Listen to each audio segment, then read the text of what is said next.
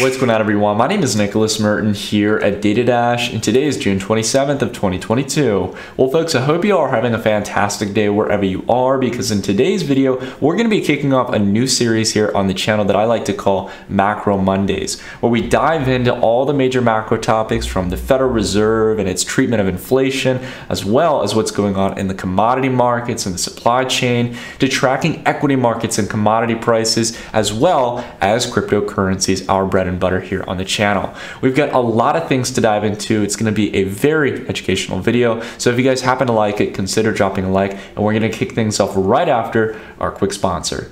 And our sponsor for today's episode is Ember Fund. Blue chip NFTs like Bored Ape Yacht Club, CryptoPunks, Doodles, and World of Women have taken investors by storm, but can cost upwards of tens, if not hundreds of thousands of dollars to purchase. Lower cost NFTs tend to be much more volatile and prone to rug pulls, so you have to be safe. But now you can invest like a celebrity and own a piece of a Bored Ape or other blue chip NFT for as little as $10 and participate in the appreciation of these blue chip NFTs without the hefty price tag. Click on the link down below in the description in the Ember Fund app and earn free Bitcoin while you invest in the top NFT index. Alrighty, everyone, let's go ahead and kick things off here. We've got a full list of topics to dive into. It is June 27th, 2022. We've got a few major key topics. We're not only going to be discussing the Fed's current plan to tame inflation, but on top of that as well, metrics for predicting any potential pivots in inflation and Fed monetary policy from that current plan. We're going to be talking about commodity markets, how production in oil is not showing any serious catch-up signs to meet the demand, and outside of that as well, what we can do to understand where commodity prices could be heading long-term when it comes to price analysis. And last but not least, we're going to be diving in heavily into the equity markets, talking about retail traders, tech stocks, even titans like Warren Buffett, and outside of that as well, what we really want to look for here when we're talking about opportunities in the crypto market. I know a lot of people are excited that we might be at a potential bottom, but again, I want to emphasize here that all the while we are starting to look at favorable dollar cost average territory, it is important to understand here that we may not be in for a significant return to normal or bull market anytime soon. So let's go ahead and kick things off here. Now, first off, taking a look at this Fed monetary policy conversation here. There's been a growing consensus here that the Federal Reserve is now having to slowly but steadily mention that they are not only committed to cooling inflation and therefore rising interest rates, maybe tapping the balance sheet, but putting the economy into a likely recession. Now, all the while, again, I think most of us are kind of clear by now that with mortgage rates jacked up as high as they are due to the federal funds rate rising, and also the other kind of methods that the Fed are taking to cool down commodity demand in the economy, we can clearly see here that probably a recession is likely at this point. It's much, much more likely than not. And we might already start to see some of the symptoms of that with a lot of companies laying off employees. These are kind of the early warning signs that, again, income overall as an aggregate for the middle class and lower income are starting to go down. Consumer spending is going to decline as well. And therefore, we are going to see defaults across the board, people not being willing or able to pay their mortgage. And this is, again, all the while the Fed may not say this directly, this is the plan here. Unfortunately, in order to tame inflation like we've seen in the past, the Federal Reserve has to put the economy into a temporary recession. They already have goals here by the end of this year. Most people are estimating, of course, off of the Fed statements. And again, what we can kind of read through between the lines of what the Fed likely will do, they're likely going to be raising the Fed funds rate all the way up to 2.75 to 3% here. One of the highest levels we've had in nearly a decade. And if we take a look here as well, going into 2023, people are estimating that the Fed could raise rates as high as 3.8%.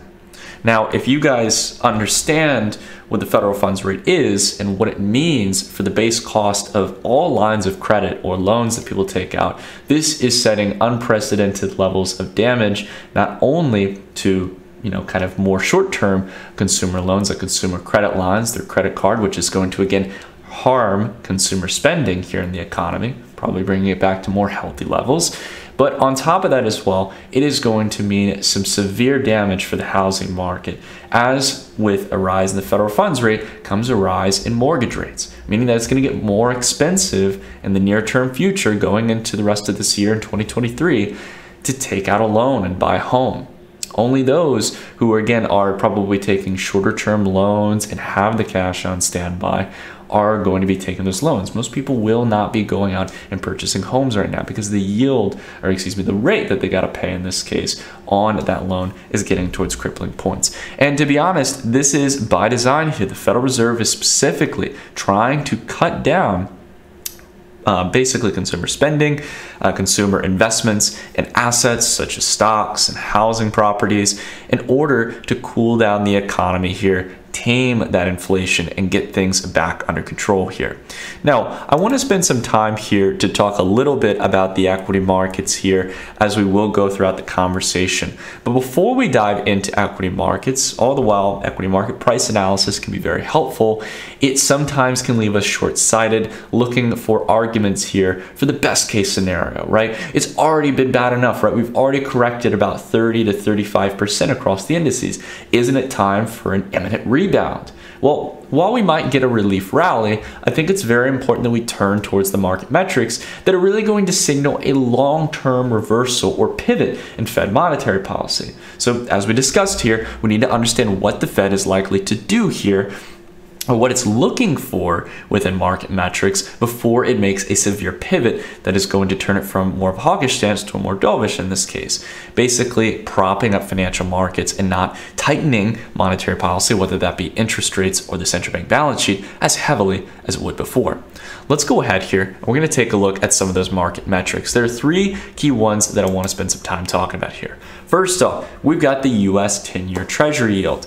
Now, this is probably one of the more significant charts here that signals that we are in a very different macro environment here. And it has to do with a market that most people don't watch because it's quite boring on the surface. When we're in a market like cryptocurrencies where we like seeing double-digit returns in a week, the bond markets are a lot different than that. They're much more around hedging and protecting your wealth and being able essentially to get some kind of fixed income. That's why they're part of fixed income products. So when we talk about US Treasuries, we're talking about government debt here. Now, one thing that's important to watch here is not only what bond prices are trading at, but more specifically, the yield on those bonds here.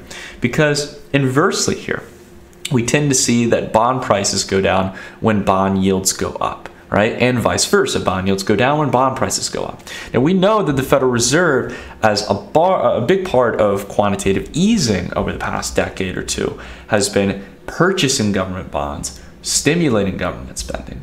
They are now taking the reverse approach. They are net sellers of bonds here with quantitative tightening. And on top of that, you pair in rising interest rates here, you get a recipe for bond yields to start charting higher here after going towards a generational low here in March of 2020. And not to mention, as of this year, back here in April, having a very clear 25% increase in that yield, breaking above a multi-decade channel since the 1980s. This is incredibly significant. And to make matters worse here, we can not only see here just how big of a move this is, but on top of that as well, when we take a look at the 200-month EMA here, right? We're talking about 200-month moving average or exponential moving average. We can see that even though we had a pullback here back in May of 2022, right? All the while many people thought we might be overbought here, the yield might have expanded too high, we have now what appears to be made this range support here. And we can take a look from the spread from the moving average here. This showcases just how big of a move this is, how we went from the exacerbated lows of the trend here towards exacerbated highs here. Now, if we continue to hold this range, that could signify that the Fed is not just going to hold towards its target of, where it is right now. If it really is going to start moving towards 3 to 4% here. And that's what the bond markets are telling us. The bond markets will tell us much better than what the Federal Reserve will as to what the Fed is going to do here, what it can actually achieve. And if we hold at this range here, this is going to take us here into territory we haven't seen in over a decade here, going beyond where we were really back here in 2005 and 2007 before the housing crash, right? This is going to put a lot of pressure here on the housing market. It's going to put a lot of pressure on the equity markets and a lot of other asset classes that usually do better during periods where bond yields are relatively low, right? Let's take a look here at the VIX, right? Now the VIX has been something I have been keeping my eye on a very close watch here, because all the while here we have gone through this correction in equity prices. We've gotten nowhere near the kind of capitulation or options volatility that we tend to find here with typical bear markets. That's the really interesting thing here. Now, if you guys don't know about the VIX here, I'll turn off the drawings. The VIX is a general measurement of volatility on options within the S&P 500. And it's a great way to understand when we've reached points of capitulation in the market, when it could be time to buy the dip, when it could be time to cut out our emotions and get bullish and optimistic. But all the while here, we have had this pullback in the market. It's important to understand here that the VIX goes inverse to equities, essentially meaning that when equities are declining, the VIX should spike significantly. And when we just take a step back here towards the monthly chart here, we can see that we've had much larger spikes here in the past. We want to take it off the log scale, makes it a little bit clearer here. We can see, for example, back in 2008, we had a spike as high as around the 70 to 90 point range on the VIX. Back here in March of 2020, we came up here towards around 85 points, right? Typical peak capitulation territory. And all the while, I'm not saying we need to come up to this range. For example, during the dot-com bubble, all the while this is tracking the S&P 500, not the NASDAQ, which was really kind of the overvalued portion of the equity market during the dot-com bubble, right, around the tech stocks.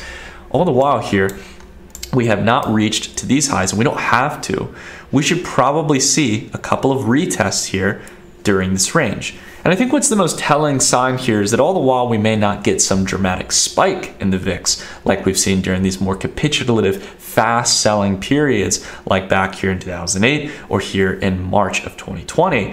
It is important to note here that expanded volatility here at a heightened range, like we saw back here between the late 90s and here during 2003, may be the more likely scenario here, seeing how we've been holding up here for a prolonged period of time. And just take a look at the weekly here, and we can use the 200 EMA that we've got here printed on our chart to visualize that, right?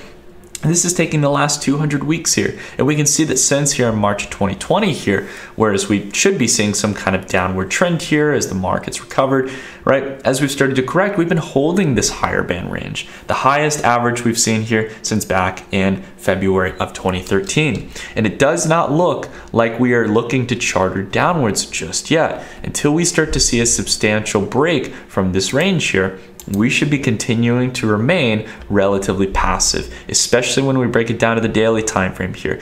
We're continuing to see higher lows here. We're continuing to see a general consistent resistance range, meaning that the VIX is coiling here. And until we see a substantial breakdown here that could start to signal equities have the room to rally, we need to be patient here. Let's take a look here again. The third metric, and I actually got the wrong chart here. I want to pull this up here, is oil. I've got it actually up in another tab here, so we'll go ahead and dive into it in just a moment. But I want to first talk a little bit about the topic of oil production. So oil, like any other market, is around supply and demand. And obviously with the increase in consumer spending, the increase in consumer demand coming out of the pandemic, with all of the supply chain issues we've had, there is still a lot of demand coming through here. And the important thing to understand is that for oil and natural gas, it's very difficult to tame a lot of this consumer spending because people got to drive to work. People want to get from point A to point B. Trust me, in the US economy, it is essential for you to have a car to get around in most places, to get to your job, to go out and spend money, right? So when we're thinking about this here, a lot of this demand is difficult to tame here. You can jack up interest rates and you may stop new home building or some other types of construction or economic activity that can maybe tame oil and natural gas demand a little bit, but people got to still keep their homes warm during the winter. They've got to be able to get from point A to point B. And that means we are going to need to see an increase in supply, most likely rather than not, before we can see a serious long-term downtrend in oil and natural gas prices. Now, all the while here, as we'll take a look at price, oil has started to cool down a little bit in price from its trending highs and is starting to signal some temporary reversal. When we really are focusing on the macro picture, I want to know long term that production is going to be increasing here. Whereas right now, excess oil production capacity has fallen globally. And this is a continued trend, not just in the United States, it is a trend across the globe here. Now, if we take a look here at this chart, this is showcasing the world liquid fuel production and consumption balance. Essentially, are we making more than what we need, or are we using more than what we need? So far here, we have not been able to have a substantial buildup here in production to meet with the forecasted demand here. We've been relatively neutral here, if anything, basically keeping sideways with production here, especially in an inflationary environment here where you're seeing these kind of heightened prices. You would probably expect that producers would be ramping up production. But the problem here that a lot of people don't consider here, and I learned this going through my years of equity investing, is that oil companies, and as well as natural gas projects as well, they may have all the cash in the world and they may see prices rising, but it takes a minimum of multiple months to multiple years to get these projects online. And they need to consider the fact that by the time they've made these investments, many of which are probably already doing this right now, once they've made those investments and they're up and running, and yes, maybe they're even cash positive, generating a lot of great cash, if they produce too much, right? It's kind of this Western showdown here where it's like, okay, are you guys going to produce or not? Or who's going to cut, right? Essentially, if too many people start producing and they start building out these multi-year projects, they can end up being cash negative. They can eventually start getting to a point where essentially the costs of running these operations can outweigh the potential revenue if oil prices and natural gas prices start to go down enough. And this is why US companies have been relatively hesitant to make a move, because they did the exact same thing in 2013 and 2014, only in 2015 and 2016 to get caught up in an energy trap. Or yet again, producing more energy in 2019 and 2018, but then in 2020, when the economy completely shut down, having a massive surplus that took multiple quarters for the economy to make up for. That's the important thing here.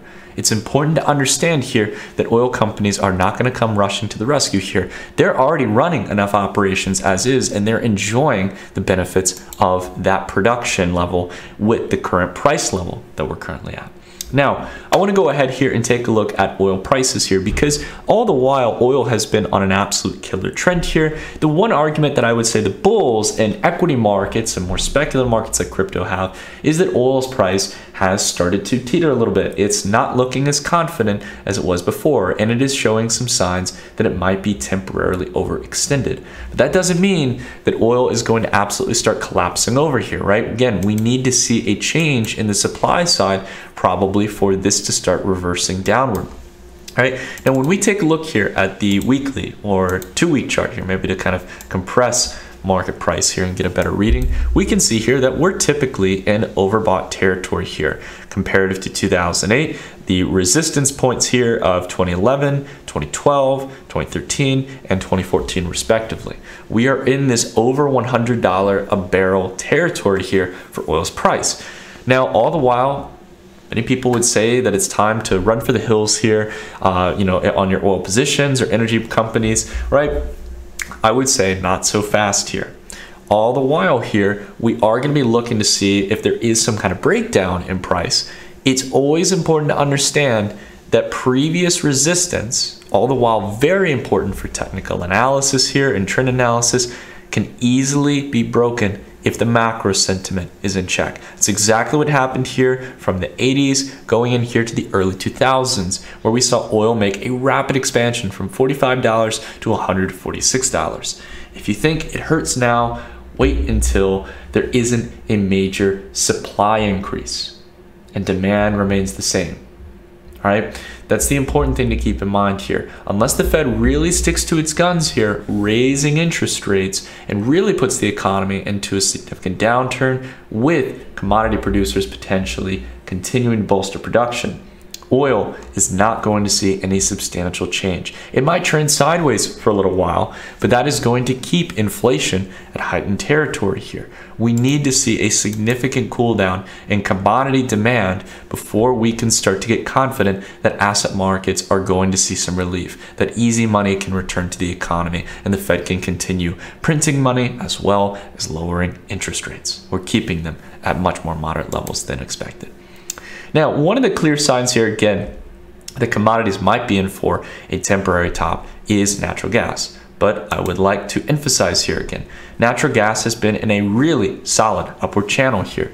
We had wrote in the newsletter here that we were starting to get into overbought territory, at least in the short term, and I'll show that in just a moment. But it is important to take a look here at natural gas here on the daily chart, right? We've had a nice correction here coming back here from June 7th. But as we've seen throughout history, when we come towards this lower band here, buyers tend to come in. When we come below the 200 EMA, this is where buyers start to come in and provide support. This is a very critical thing to understand here, because until we see a major deviation away from that 200 EMA, this is again going to be another territory where traders probably come in and buy. Until we start treating this as resistance and roll back over to the lows, right? Each and every time we would come down here below the 200 EMA, we'd start to having those higher lows here, signaling that the trend wants more. The market wants to prop up prices even more. Until we see that, we cannot see a substantial trend lower. Take a look here at the weekly, right? Actually, I'll pull it up here to the monthly, take off the log scale. This was something that we had wrote about within the Dash Report, our newsletter here on the channel. We had pointed out the significant short-term resistance here of coming up towards this $9 to $10 range here on natural gas. Now, it is important all the while we did call for that. Price corrected down. We've got about a 33% correction value for natural gas, which is good here. All the while, it is important to look back here in the early 2000s here when we had an expansion of commodities. We had many pullbacks here from this resistance range down to $5 for natural gas, coming back up, coming back down to $6, and then a massive motherload expansion here all the way up here towards $16, right? So again, while there is significant corrections here, until we see a sustained trend probably down below these kind of moving averages like the daily and the weekly moving averages, we do not want to get too confident on the trend, right? We want to be able to see that the bulls are losing confidence when it comes to commodities here, and that supply is coming to meet with demand, or demand and supply are coming back into a more normalized level. We are not there yet. We are getting there slowly but steadily, and we will get there eventually, but it's going to take time. And the biggest thing that I can emphasize to you guys is remaining patient and therefore vigilant. Take a look here at XLE. All right, taking a look at the major ETF here for the energy sector, it gives us a great measurement of the broad energy stocks here. And we can see, again, very typical kind of blow off top price action here. A build up in momentum here, right? Closing down a lot of this kind of last stage wave here from $71 to $73, right? And a lot of people, yet again, are looking at, oh, look, we've had a correction here in price. But important thing here that I think is important to watch, at least from what I can tell and what I've learned over the past few years, is to watch again the 200-day or 200 EMA here. Take a look here again. Buyers coming in each and every time. They've been doing this since November 2022, and it also served as resistance beforehand. Notice how important this plays as a role in price. So what do we want to see here essentially if we think this is the blow-off top? We'd want to see a break below the 200-day EMA, a retest higher where we cannot, or in this case, multiple retests higher, where we cannot get back above that 200-day. Essentially showcasing here that the bulls and commodities have worn out. They are more likely taking profits than adding to positions. And the major hedge funds or funds that are managing money are now rotating to other sectors, probably to more risk-on sectors, towards more technology and biotech and all the things that really make up the NASDAQ, as well as new assets like cryptocurrencies, right? So that's the important thing to understand here, is that we need to understand that so far here, this looks like it's giving another discount opportunity for those commodity buyers. And when we take a look at the log scale, it signals here yet again that we can't get caught off guard here. We can't get too overly confident and rush to the races. Now, I want to go ahead and talk a little bit about equity markets here, because I know a lot of you guys are watching the equity charts like myself. And again, on the weekly 200 EMA here, like we've seen historically, buyers start to come in. They did this back in 2016. They did it here in 2018. They came in roughly after the decline here towards the March 2020 sell-off, and it looks like they're doing it here. And it's not just for the S&P 500, it's also for the NASDAQ here. Very similar price patterns to what we've seen back in the past. Now, all the while here, I'm quite confident here we're going to see a short-term relief rally, and we've been seeing this in the crypto market as well, both in Bitcoin and Ethereum's price, but also in the altcoin sector. A lot of the really harshly kind of sold altcoins making killer rebounds here in their BTC ratios and also recouping a decent amount of dollar losses back. What we talked about in our previous video is that we should take advantage of these opportunities. If you are in a position that is in the red, or therefore a position where you were losing sleep overnight because those positions were down, this is where you take a healthy amount of chips off the table. And I understand a lot of people are saying, Nick, why would I sell my altcoins in this case when they're down 70%, right? Isn't that a dumb thing to do? Well, it's not really dumb if you understand that going from a 70% correction from top to bottom versus a 90% correction is much, much worse. And it can take a lot of time to regain those, what may seem like innocent percentage declines, from 70 to 90%. Again, it's important to understand here that things can get worse. They're not guaranteed to just get better here. Now, it's not to say that if you have a 3 or 5 year time frame, you can't just hold what you got. No worries on that. All I'm saying is for those of you who are losing sleep about your positions, seeing your portfolios decline, don't get caught up in the other reversal of emotions, thinking, hey, the times are good here, the worst is beyond us. You don't want to get too confident in either direction. And to be honest, that was something that I humbly learned about in this bull market with crypto. Right? We always got to learn from the past year. We got to remember the past year in order to prepare for the future here when it comes to our investing. Because all the while here, as much as if you guys are watching this, I appreciate you guys are watching the 200 week, right? Things like this, watching the weekly time frames. That's the kind of time frame you should be watching. But as I emphasized earlier, as one of our talking points, we need to zoom out here. We need to understand here that if we're getting a more kind of harsh 50% correction or more in the sense of bear market activity, we are probably going to see price go a lot lower here. This is taking a look at the NASDAQ here, right? We're not going to probably see a .com era collapse here. We didn't get as crazy of a rally as we did before, but take a look at the similarities here in price, right? You've got, for example, the spring up here, right? We've had in price, attempted retest here, and then a decline lower, right? We've got, for example, the same kind of spring up event here, rally up higher, not as much of a blow off top as before, and an attempted retest higher and a trend downward here. I don't think it's a stretch here to say that there are some clear similarities here in the sense of the price action of the NASDAQ back during the .com era and here within the early 2020s. With massive amounts of money in the economy, stocks left and right popping up, many of which were never planning to make revenue in the near term and were probably heavily overvalued.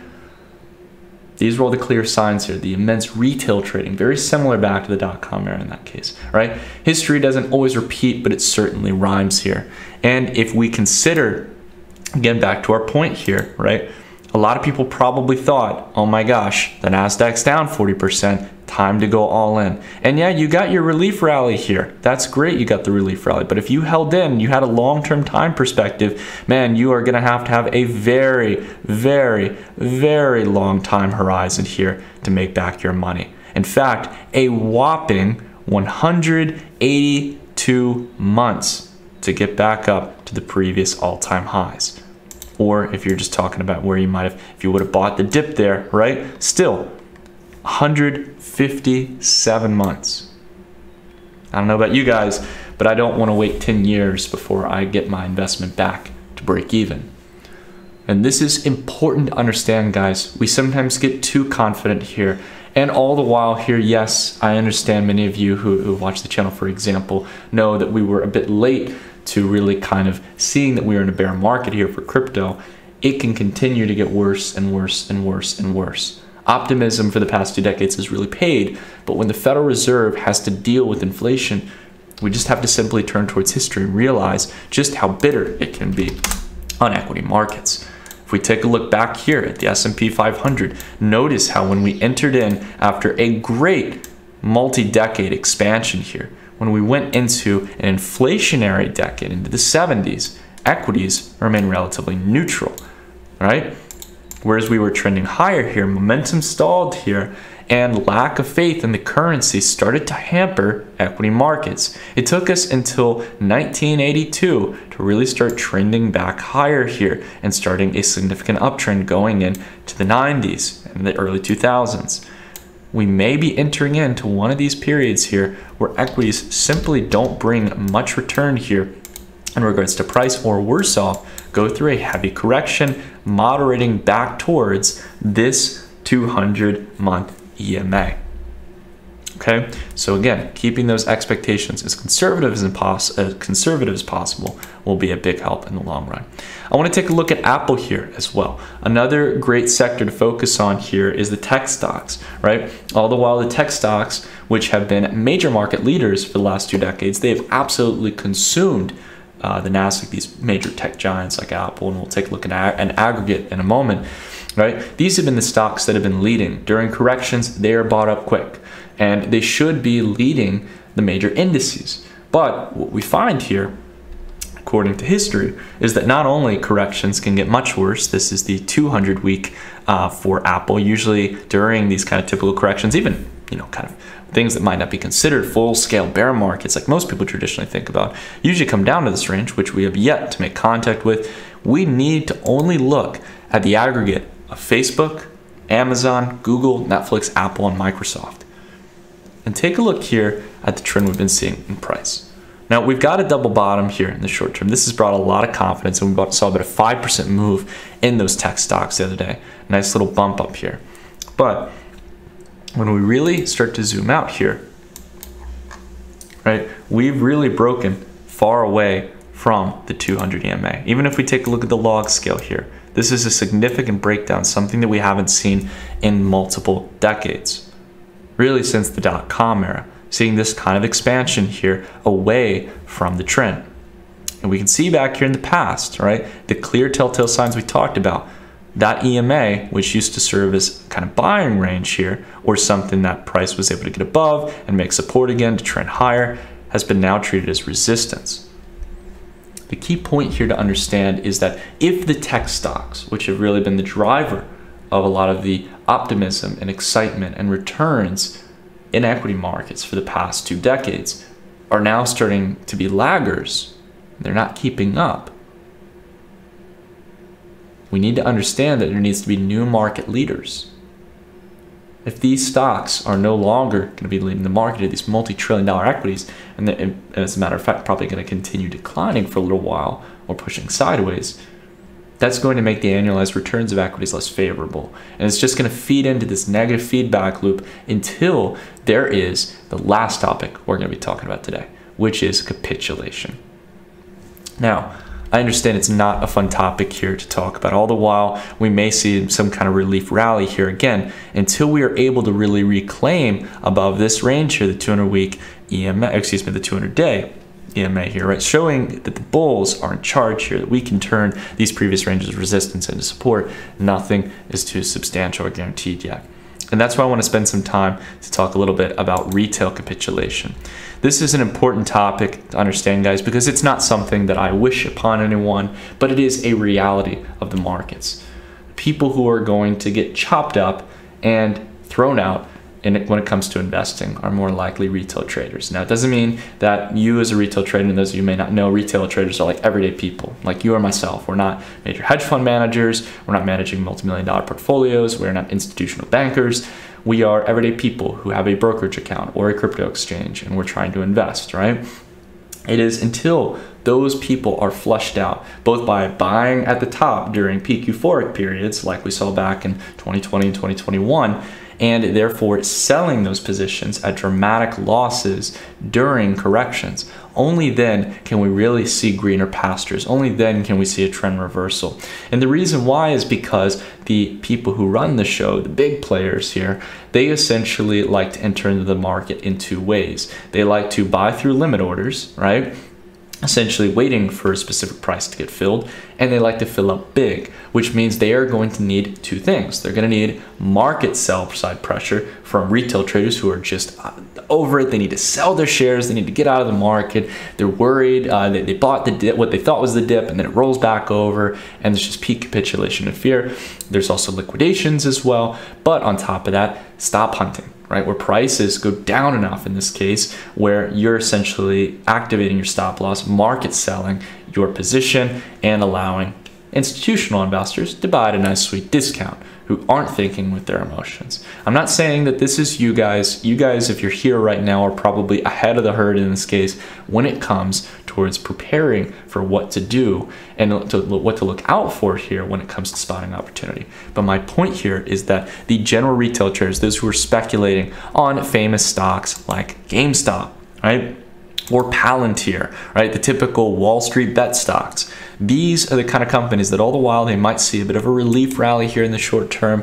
They are not able to hold a substantiated trend here. We can see here GME, again, using that 200 EMA, right? Holding up in price here above this 200 EMA for a while, now not being able to hold it and starting to treat it as resistance. This is the sign that you should probably run for the hills, because all the while we've gone up a lot, there's a long way to go down before there's likely to be any optimism in these stocks here. They were nothing more than momentum plays for retail traders. And when we take a look here at the drawdown of an average US retail investor portfolio, right, we are down towards kind of March 2020 correction levels. But again, if I could show you guys a zoom out version of this chart here, what I would point out here is the echoed similarities to the dot-com bubble. People thinking that, hey, we've had previous corrections around 30–40%. Market price is starting to tick up. It's time to go all in. And retail buyers are still buying here in this case. They're not majorly selling just yet. But what happens when market prices start to roll over and they start to initiate the sell side, realizing those losses? I think we've still got a little bit more capitulation, at least a little bit more capitulation to go before we really see a trend higher. And I don't think, I'm not 100% sure, and I really don't think we're going to see dot-com era levels of selling where the NASDAQ is really going to correct a monstrous amount like we saw back here. It's not that fluffy in the sense of valuations. I'm thinking about one of my old favorite comedians, Gabriel Iglesias. His nickname is Fluffy, but there's a lot of fluff in the market sometimes. Not as much as the dot-com era, but we certainly have probably a ways to go before we really hit our bottom here. Probably more of a traditional 40–50% correction, depending on how quick the Fed can really tame inflation. And you cannot let these relief rallies get you all caught off guard here. Because again, many people bought the bottom here, or what they thought was the bottom. And hey, they made maybe some sweet profits if they sold it here for a trade, but were not even able to get price above what was previous support. It's now starting to act as resistance, and it rolls over very quickly, going down even lower. Now, any traders who entered here, right, they would be entered into the red here, or with the recent pop here, they're neutral. Now they're starting to feel, hey, maybe there's a recovery, but we've got a clear trend here. Lower highs, lower lows. There is no sign here the price is absolutely ready to recover. And one of the few optimistic signs that I want to talk about here is Warren Buffett's buying spree here. He's been kind of been binging on stock purchases here over the last couple of months as we've been going through these corrections. He's been on a $51 billion purchase spree, which has been mainly going in towards some major energy stocks here. That's the big thing. It's important to understand that all the while, hey, Warren Buffett's buying here. This is great. He's buying defensive stocks related to commodities. He's buying Chevron. He's buying Occidental Petroleum. And sure, he's got some positions in technology companies like Activision or financial companies like Citigroup, Viacom. Right? Most of these stock purchases, right? Essentially his energy picks here have been over $38 billion worth of equity positions in energy stocks. Now, Warren Buffett might be buying the top here, but to be honest with you all, Warren Buffett's been around for a very long period of time. And he's one of the few people who, through his company, Berkshire Hathaway, has been able to keep up with the S&P 500. So I wouldn't be laughing too much in his face thinking that he's buying the top here. This could signal here again that all the while oil and natural gas are cooled down right now, that they may still have a long way to go. He might know something that we simply just don't know, right? And I think it's something that's not too far out or crazy to think, which is that oil and natural gas could, all the while maybe it might cool down temporarily, continue to maintain a longer term trend upwards. And we saw that back in the 70s here. It was a decade of inflation with many cyclical waves going from the low mid-range of single-digit territory for inflation all the way up to high single-digit to double-digit territory multiple times. So we need to be prepared for that here. And that might be what Buffett is showing us here through his positions. Now, this is showcasing again that he's reduced a pretty large cash position. He usually does this every couple of years during fearful periods of activity. But what you'd usually expect is that he'd be picking up a lot of those technology companies like Apple, and he's not doing that. He's already got a lot of exposure to Apple and some of those tech plays. It seems like now he's slowly but steadily rotating into the kind of plays that can help him to balance out any negative hits to those technology companies. He's going heavy in energy, which is a risk-off narrative when it comes to the broader equity and asset markets as a whole. So, last but not least, let's go ahead and finally talk about what it means for cryptocurrencies. You've waited long enough, guys. I've rambled on a good amount here. I want to go ahead and spend some time to talk about crypto here. Because when we take a look at some of the longer term metrics here, I'll go ahead and pull up the Bitcoin all-time history to really have the range of history that we want. Take a look here at the 200-week, right? So we talked about here, again, we've had a nice 74.5% correction from top to relative bottom here. And I think the important thing to understand is, again, while we are under this 200-week here, which has generally been over the past couple of cycles or corrections, it's generally been optimistic territory to acquire, right? This is why DCAing makes sense here, but going all in does not. As some people have pointed out here, and I understand here it can be sometimes uncomfortable to think about, guys, because we love crypto. With the current macro environment we are in right now, right, with a real potential extended recession in equities, this could also hamper crypto markets. And all the while here, maybe Bitcoin is at good dollar cost average territory, maybe in territory we want to buy, and it could get above this and reclaim it, and potentially do what we wrote about in the Dash report, where we talked about how Bitcoin could pull a gold move essentially like it did back in the 70s during inflation, being this kind of risk-off asset that's an alternative to bonds, to fiat currencies, something that could help you to protect your wealth. While Bitcoin might have an opportunity for that, and maybe Ethereum, the broader altcoin market may not have as easy of a job as doing that exact same thing. It may not have the ability to maintain the kind of price action we would see in Bitcoin and Ethereum during that environment. So again, just be careful about going all in. I understand here it can look tempting, even if you're looking at the long-term time frame. This is typical, buy side area here. We want to go long on usually. But what I would really look forward to here, and what I think is going to be really the interesting telltale sign, is we didn't have kind of the similar March 2020 sell-off here. We've got more of a typical bear market correction. What I'm going to be interested to see here is whether or not we treat the 200-week here, now that we've expanded below it, if we're able to reclaim above there within a week or so, or if we start treating it like resistance.